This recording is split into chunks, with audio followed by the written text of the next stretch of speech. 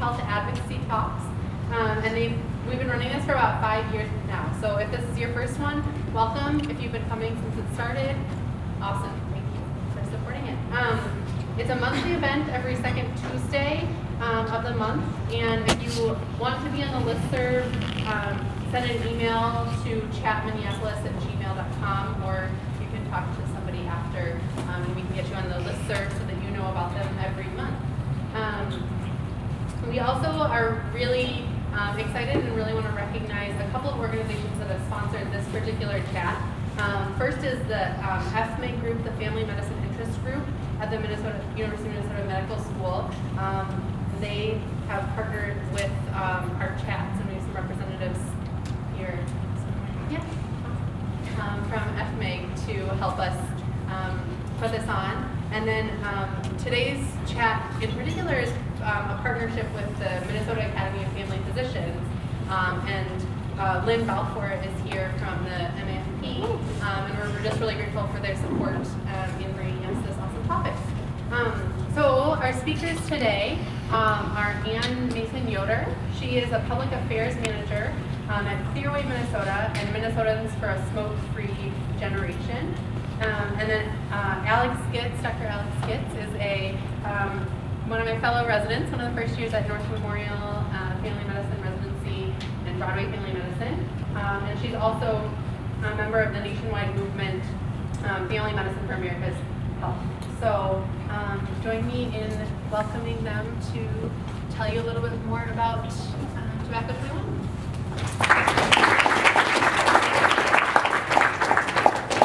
Thank you, everybody. Can everyone hear me if I speak at this level? Yes. Excellent. Well, thank you all for coming in and staying warm with us tonight. It's nice to have everybody together. So we will walk through the case for Tobacco 21 tonight. Just as a part of this conversation, the overview, we will start by talking about tobacco prevention in Minnesota, where we stand in our history as a progressive leader in this way. We'll move through the arguments why Tobacco 21 specifically and some of the health benefits of raising the age to purchase tobacco products. We'll walk through some of the possible opposition messages and our responses, and leave room for questions as well. Excuse my fingers. And finally, we will end on lessons learned from places around the country who've enacted these policies and talk about next steps in Minnesota. But we will start tonight with a quick quiz. So true or false? And in Minnesota fashion, can't be passive about this, gotta speak out tonight. So true or false? 95% of regular smokers started before the age of 21. True. Very right, true. And I will say it's 90% who start by 18. So really that 18 to 21 year group is really key for us. Question 2, what percentage of Minnesota high school students reported using tobacco in the past 30 days? 7%, 14%, or 19%? Guesses?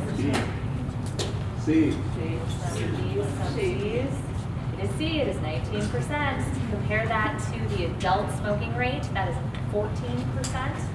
So definitely some room for improvement there. And finally, how many states and cities have passed Tobacco 21 laws?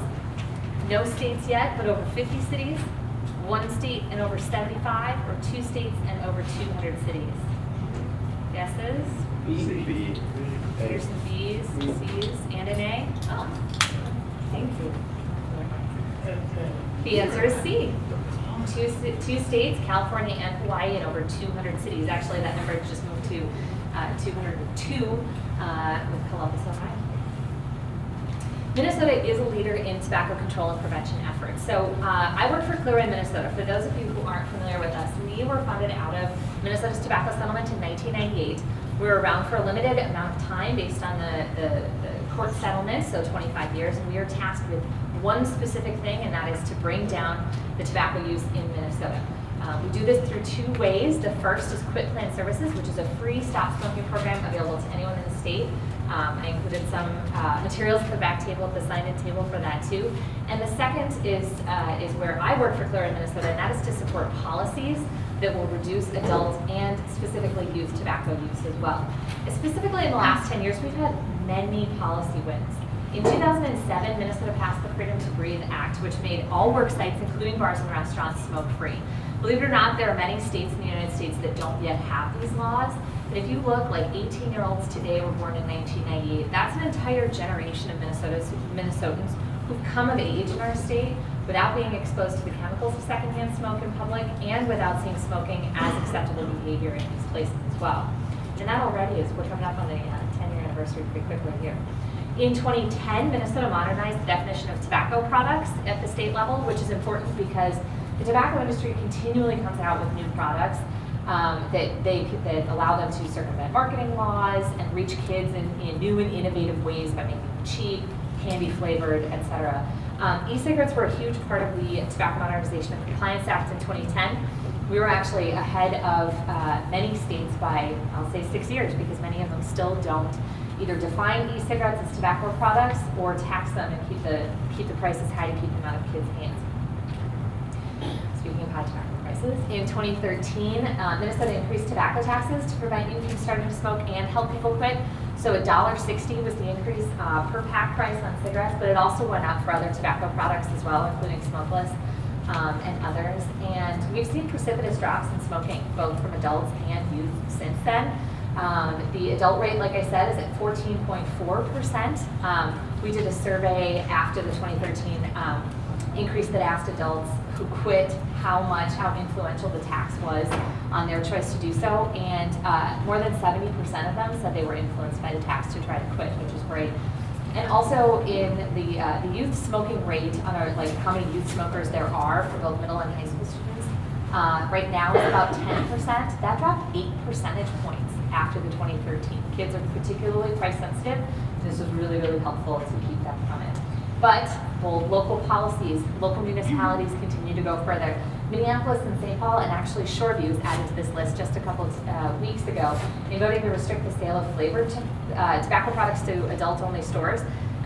The cheap flavored products are easy for kids to start, and it also makes it harder to quit. It's much easier to start on a, I don't know, what fruit stripe flavored Swisher than it is on a Marlboro Red, right? And so these policies actually remove them from convenience stores and other tobacco shops unless it's adult only, so you have to be 18 to enter. So it doesn't restrict adults' choice to use them if they want to, but it reduces the chance that kids will gain access to them. So the Minnesotans for Smoke-Free Generation is a statewide coalition of health organizations and advocacy groups and individuals. And we work literally, as the name calls us, to create a smoke-free generation in our state. So we support key policy priorities. More than C21, we also support keeping the price high. The tobacco industry often lobbies at the state capitol, like they will in 3 weeks, and a special session before then if we have it, to lower the price of tobacco products. We continue to fight against that. We support fully funding tobacco prevention measures, knowing that they work. We support restricting the sale of flavored tobacco products. And our newest policy that has really caught fire across the nation and here in Minnesota is raising the age to purchase 21. Okay. Do you mind actually? Sure. So why tobacco 21 and not just increase the initiatives that Ann talked about? It really comes down to the fact that we mentioned earlier that 95% of smokers start before the age of 21 and 90% start before the age of 18. If we capture that cohort of purchasers from 18 to 20 that bring cigarettes into the high school environment, make it a norm, we can really curb the tide and create a new generation of non-smokers in Minnesota.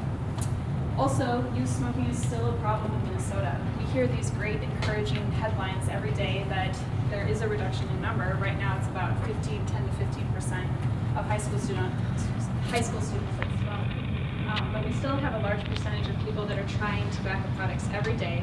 And there's this growing market of e-cigarettes, flavored tobacco, etc., that serve as a gateway into using other forms of tobacco.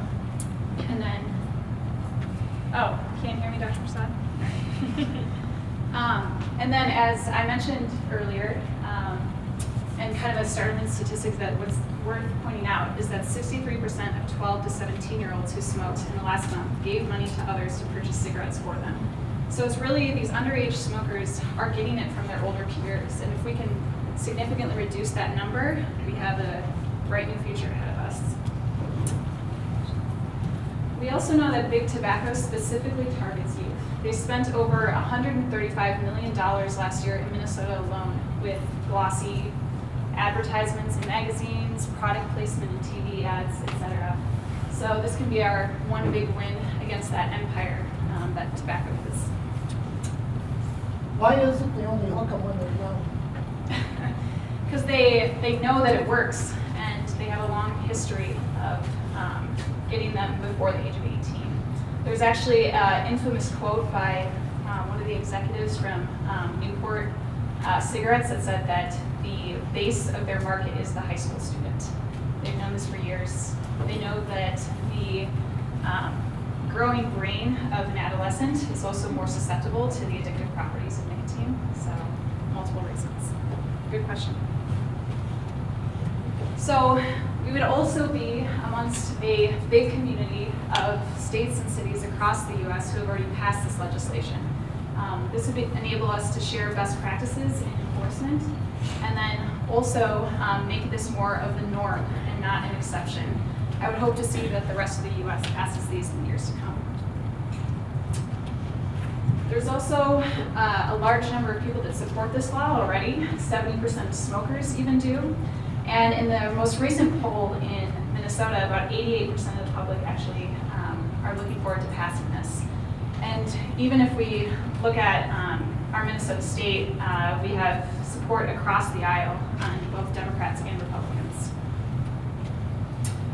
So talking about the consequences of tobacco on your health is a whole nother topic and would take many, many hours. But we do have some preliminary data based on about 5 years of legislation of Tobacco 21 in the US that's very encouraging and supports passage. So for one, the Institute of Medicine has done some background research that's found that this law would reduce the number of 15 to 17-year-olds that smoke by about 25% and prevent over 220,000 plus premature deaths. In one of the first small cities to pass Tobacco 21 legislation, within 5 years, they were able to reduce the amount of high school students that smoke in half. Now, if we extrapolated that statistic to the whole state of Minnesota, or even better, to the higher density regions of smokers here in Minnesota, such as Minneapolis or in the Northwest, specifically in our American Indian communities, I think we could have a huge public health benefit. So before we open it up for questions, and I know that was pretty brief, but we just wanted to kind of present you with the facts and what we know. I think, Ann and I talked about what we wanted to emphasize here and the importance of giving the talk right here in North Minneapolis. Because not only is this a beautiful community filled with wonderful people, but there is a higher percentage of people that live here in North Minneapolis that are at a low income level. And we know that tobacco unfairly and unjustifiably impacts those at a lower socioeconomic status. We know that there is increased morbidity and mortality in those that smoke that are of low income, that they have less access to tobacco cessation in the traditional sense, less exposure to tobacco prevention policies, and we also know that big tobacco targets them just like our youth. If we want to get even more personal, some facts that might shock you is that African Americans die at a higher rate in Minnesota that smoke versus those who don't. Our American Indian population smokes at about a 59% rate in adults. It's really high. And about the top 5 out of 6 causes of death of American Indians is based from tobacco-related causes. If we break it down by insurance, and many of you are providers, so know this, about 30% of Medicaid and Medicare beneficiaries smoke, whereas about 15% of those who hold private insurance smoke. So, coming back to the importance of this talk, I think it's important to realize that we have a really big opportunity here, and I would argue a responsibility, both as providers, as many of you are, and then soon to be providers. I know there's some students in the audience, but also just residents of the state in passing legislation that can actually reduce this disparity in Minnesota. And that's why I'm talking about it today, and I know that's what drives Ann every day to go to work. So, any questions after I stop? Get off my soapbox for a bit.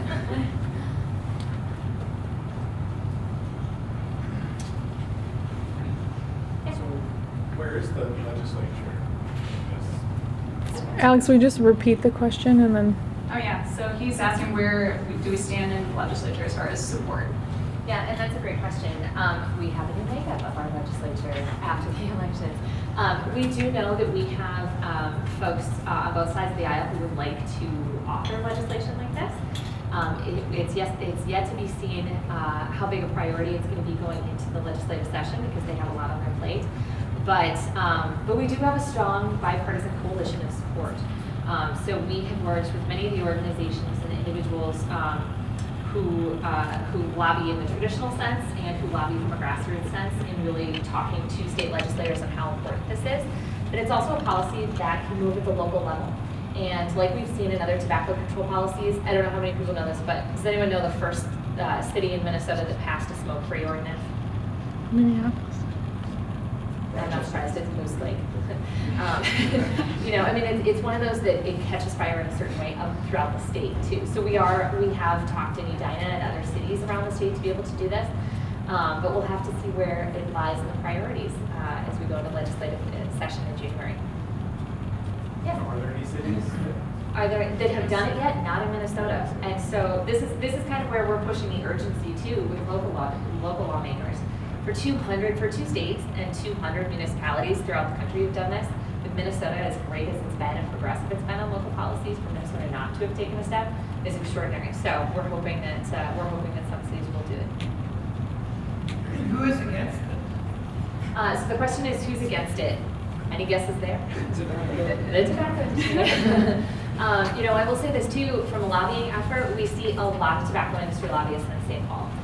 The tobacco industry itself doesn't create jobs or help with the economic competitiveness or create jobs in Minnesota specifically. We do, because they don't grow or manufacture it in Minnesota, but they do retail it and they do sell it. So that's typically who we see tobacco industry lobbyists and retailers who have the question about limiting access to tobacco products. Did you have a follow-up? Well, I'm just wondering, how do they make their argument convincing so that the legislators would rather support them than public health? I was going to say I have two answers to that. The first, they give money. They are huge campaign donors to a lot of different legislators and other local lawmakers throughout the state, and that's not unique to Minnesota. And I'm constantly surprised at how prevalent that still is. I worked for a lawmaker from Minnesota and DC for many years who wouldn't touch tobacco industry money, but there still are. I think the opposition arguments that we hear are that Minnesota will lose jobs if Holiday sells fewer cigarettes. And I'm not calling out Holiday specifically, I'm just saying as an example of a convenience store. As a public health argument, it seems pretty obvious to keep kids from smoking. But there are many, chambers of commerce and other business organizations who do back the retailers in St. Paul in their economic arguments to support it too. One argument we use against that too is that selling tobacco is a business model of diminishing returns, whether we're here to pass policies or not. Fewer people choose to smoke every day, whether it's because adults are quitting or because, sadly, they're dying, as older smokers do. Tobacco, cigarettes continue to be one of the only products on the market that, if used as intended, will kill more than half of its customers. And that's something that we take to legislators every day to talk about too. I've noticed on here, this might go hand in hand, but you've emphasized that the purchasing age is being raised to 21. Does that also include the smoking age in general, or just the age to purchase? It's the age to purchase. It is the age to purchase. So they can still smoke it if you're over 18. Yeah, that's a great question. That's actually a really sophisticated question too for this.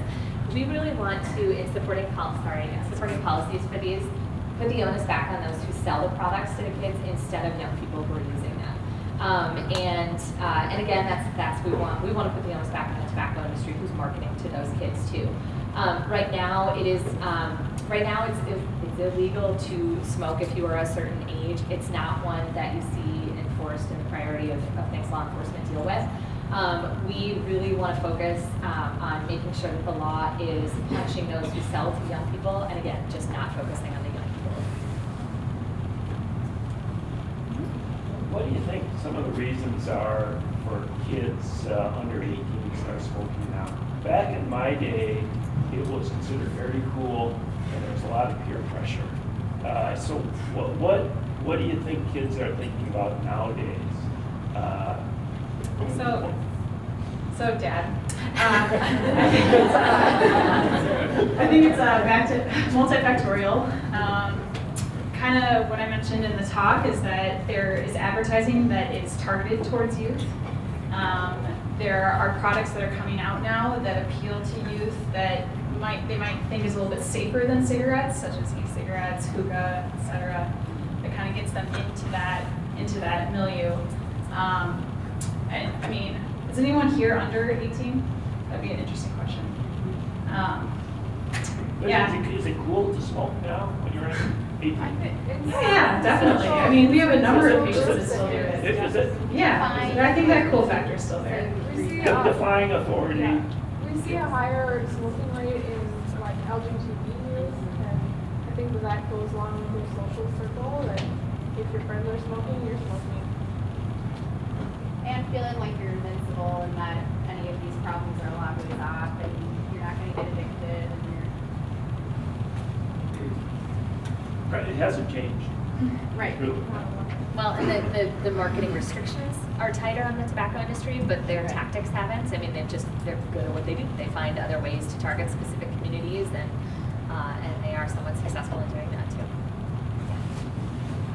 Kind of going off of that also, I think a big thing that's changed is it's gone a lot from cigarettes to things like swishers and cigars and stuff like that. Because people understand the dangers more of cigarettes than they do of the other ones. So I think that's absolutely. And I know that they'll be very specific about the language in the bill, I'm sure, moving forward about making sure we're capturing as much of those as possible. Yes. How long have the other laws been in place? You know, like when was the first one passed? Let's see. When was Hawaii? Hawaii was last year, right? Hawaii was last year. That was the first state that did it. Yeah. And California was a few months after that. The first city, as I showed in the presentation, was 2005. So. The reason I was asking, is there any, did they follow up on people, are there decrease in 21, in people when they turn 21 who start smoking as well, or is that state saying, or is there people like as soon as they turn 21, people like, you know? I know that theoretically that was. You know what, that's well, process, since but the it's not- legislation, like the majority of it has only been less than 5 years in Yeah. existence, I don't think we have enough time to really see that next. It's yet to be seen. But that is an interesting question, given that, I mean, the number is so low of adults who even start on a social smoking after 21. It'd be an interesting follow-up for those municipalities that change too. That's something we can continue to watch. It's a great question. This is follow-up questions on some things that were mentioned before. One is the state of the e-cigarette, what are the new laws that potentially could come? Then the Surgeon General came up with a new statement against e-cigarette. And the other thing that we are facing in our communities is weed. So it's easier for folks to get weed than cigarettes. So are we seeing any of that, any movement in that? I can speak to the e-cigarette question. So yeah, for those of you who maybe didn't see in the news, the Surgeon General put out a report just last week talking about the dangers in youth use of e-cigarettes. We as an organization have tackled e-cigarettes as a tobacco product because they're legally seen that way maybe 4 or 5 years ago when they were first gaining in popularity. And of course, you know, researchers in the room will know this, like a long-term body of research takes a long time. And we just don't have that for the newer tobacco products. But what we do know is that kids shouldn't use them. There's no safe level of nicotine. You know, the providers in this room will shake their heads yes at this. I mean, it's just, there is no safe level for young people, but that's exactly who they're marketed to. And the Surgeon General highlighted the incidence of you know, young people who, like she said, are using e-cigarettes thinking they're safer than conventional cigarettes, and they are like 3 times likely to then start conventional smoking as well. And that's really a concern. Minnesota's been ahead of the curve and certainly ahead of the FDA on regulating these.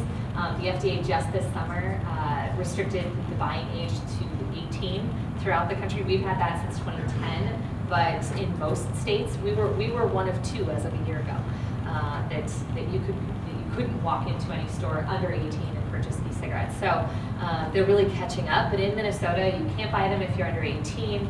More than 50% of Minnesota's population is covered by indoor air policies that include e-cigarettes. And that's not just important to protect users and bystanders from the secondhand effect of the aerosol, which we know contains harmful chemicals, but it also goes to modeling behavior for young people too. Again, there's that generation of Minnesotans who came of age after Freedom to Breathe who don't see smoking in public as normal, acceptable behavior. And so restricting e-cigarette use in that way is important too. The FDA also went further, and this was before the Surgeon General's report of last week, but they are taking steps to limit or restrict or at least know more about the manufacturing process of e-cigarettes too. So manufacturers will have to, and most sellers will have to tell the FDA that they're selling them, have a tobacco license, tell them, you know, their process, their ingredients, and that will go a long way to help protect kids from that as well. The weed question is tougher. As an organization that works on tobacco products, that's not something we've tackled. I know that legislators, it's the top of their mind too, especially when it comes to young people. Unfortunately, I don't have answers to that, but. Just to add to that, I mean, you know, Dr. Prasad, like the Surgeon General's warning on tobacco that came out back in the 40s, that really opened up tobacco companies for litigation and then also for laws to be passed. But that still took a while, right? There's a whole generation of, you know, my generation of grandparents that we don't know because of smoking. And I think I wonder if we're going to be as slow with e-cigarettes and these new forms of tobacco delivery. I anticipate also with this new administration that, you know, we'll see what happens.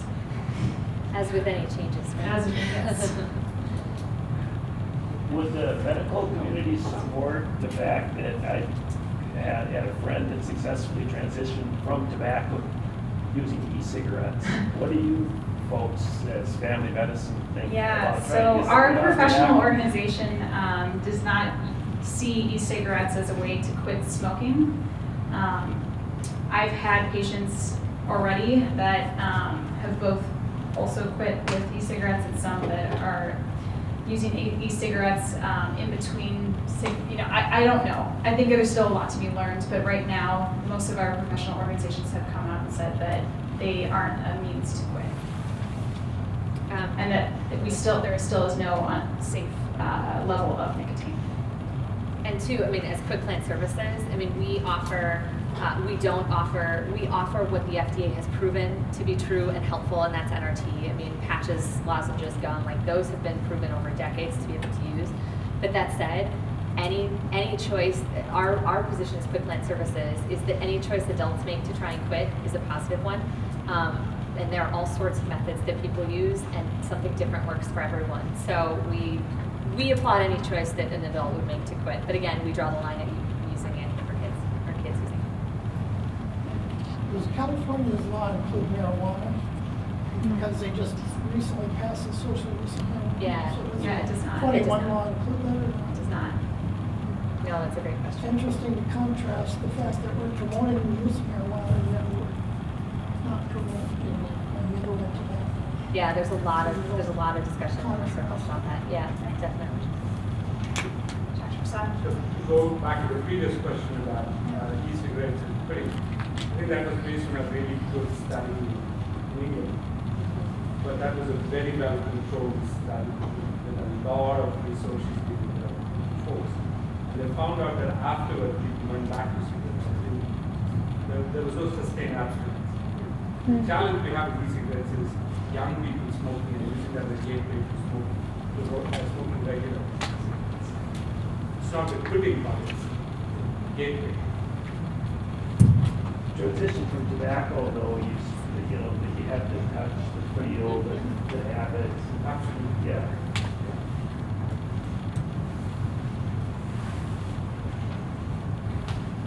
Any other questions on 21? Yeah. So 59% of American Indians smoke, and I'm wondering what percentage of those people are smoking as a cultural practice? Yeah, so that's a really, really good question. So there's actually kind of a movement right now that's being led by some of the tribal leaders looking at that and trying to separate it as part of a cultural practice versus just doing it as a social mechanism. So I don't know. honestly, I don't know how to break apart that percentage, but we do know that that's a big part of some of their historic ceremonies, so. Yeah, and that 59% does tobacco use. So it does differentiate between the two, but it was self-selected. So anyone who was answering that question, who may not have totally understood the difference between sacred use and commercial use, still could have, I mean, there's still some gray area in that, but that's as close as we have to commercial use. Did you talk about your game plan? So you're gonna try to get cities to adopt first and then hopefully get some momentum and then you're not gonna start at the state level, you're gonna try to start with. You know, 21 has been a different animal when it comes to policies. I mean, traditionally tobacco control measures, and I know this is true for a number of issues, work with the momentum at the local level best because that's where those movements start. 21 has gained so much popularity that we've actually, as an organization and a coalition, had to beat back interest from the legislature to move forward without, you know, bringing the community and educated community forward to support it too. So we would love if cities would start. And I will say that there are a number of cities who are willing to have these conversations, but all of it moves slowly. So it could be that there's one legislator or a group of legislators who really support this and see that the public supports it, where the state could move in tandem with cities, or it could be that cities move forward too. It largely depends on other legislative priorities at the state level too. There have been some cities who've had this conversation. I will say that we want to make sure, and we're doing this based on lessons learned in other municipalities and other states who pass these policies, that we're doing it the right way. And so we're taking a lot of lessons from other places that have done this. Actually, I'll move forward with one question here, or lessons, because this is sort of where it's going to. The coalition and many of our member organizations have moved forward to make sure that Tobacco 21 laws do not increase interactions between young people and communities of color and law enforcement. This is one of the biggest questions, and it speaks to a question that was asked earlier too. We don't want to give law enforcement another reason to stop someone on the street for smoking, to encourage that, you know, as a reason or an open door for law enforcement to speak with young people, especially from communities of color.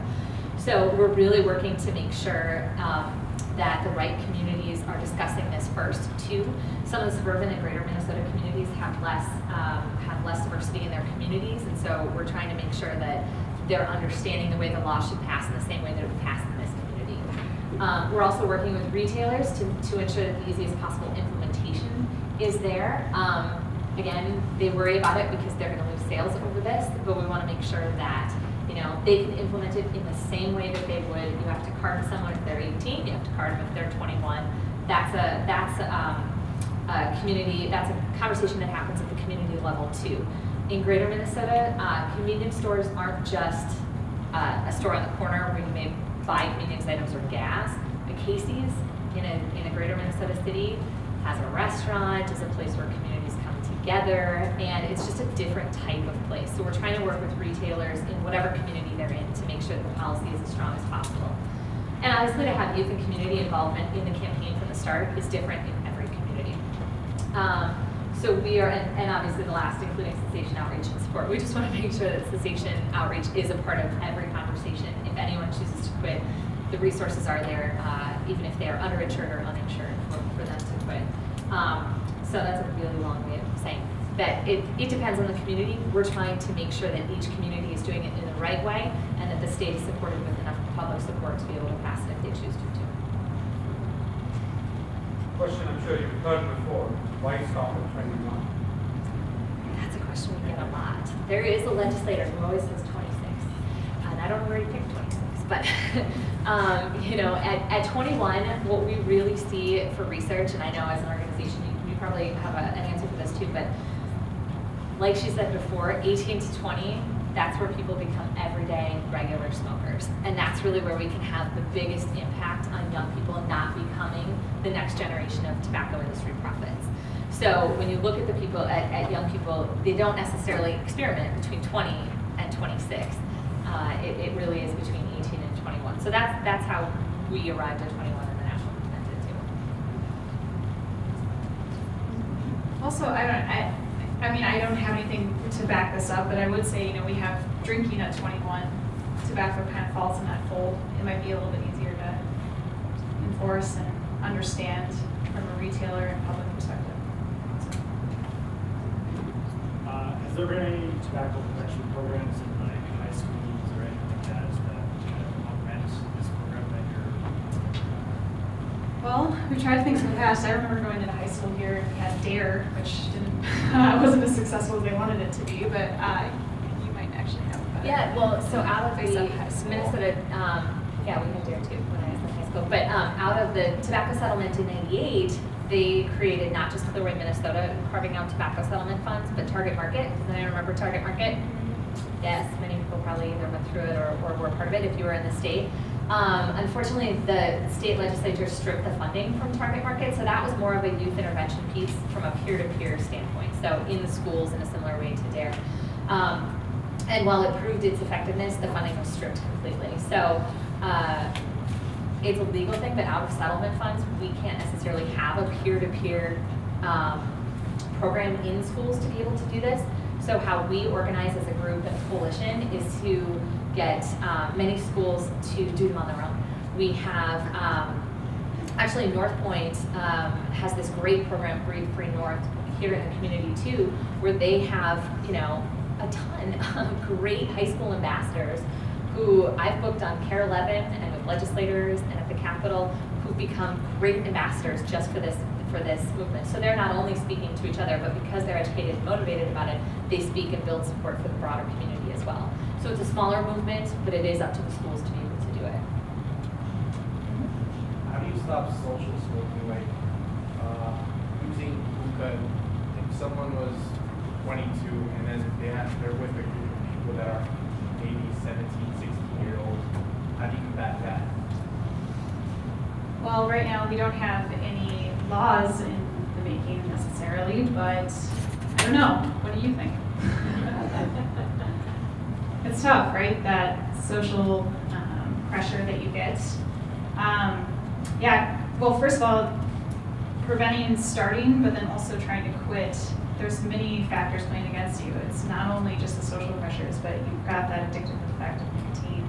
You have the advertising telling you to smoke every single day in whatever way you consume media. So, I don't know. I don't have a great answer for you. There's motivational interviewing that all us family physicians in the audience know, but it takes a while.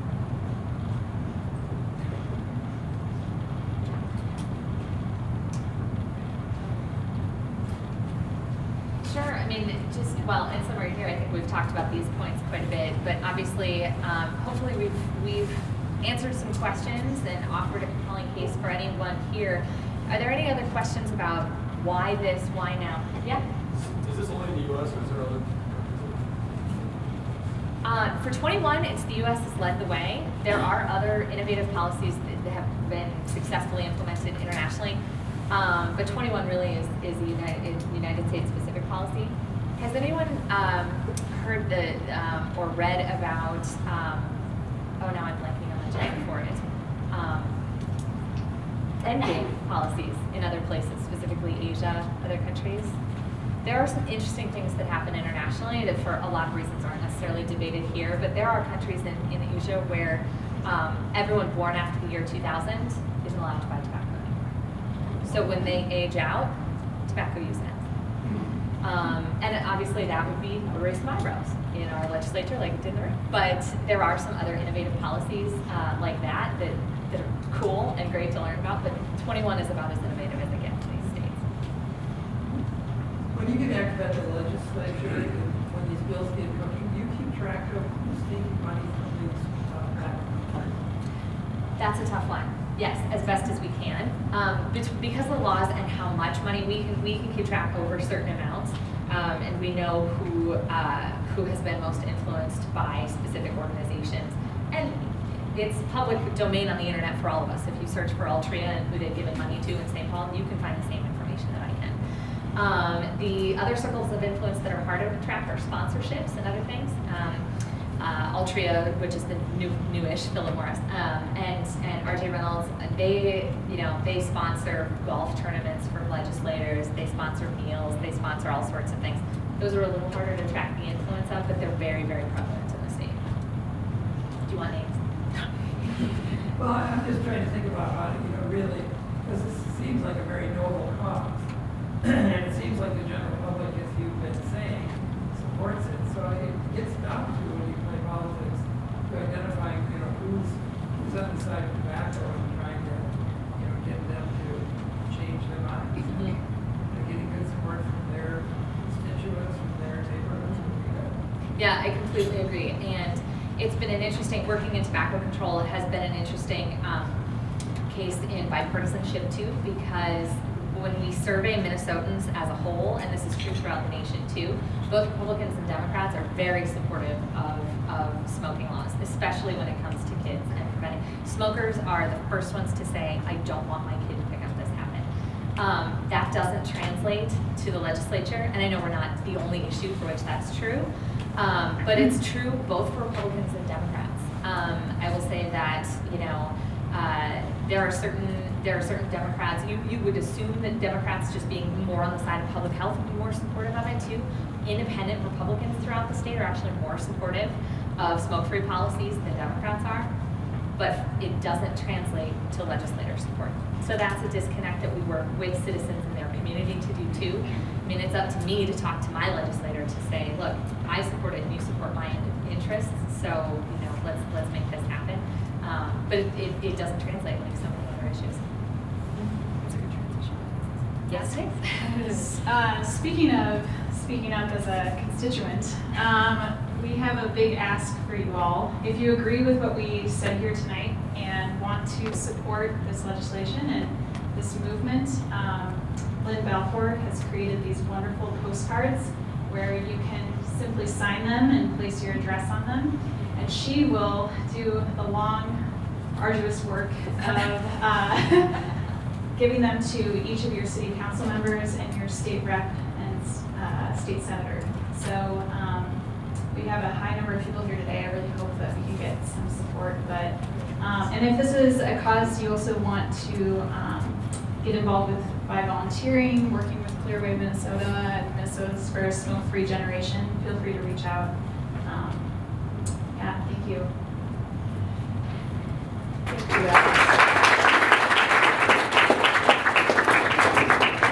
So I just want to explain the postcards, what we've done to make it so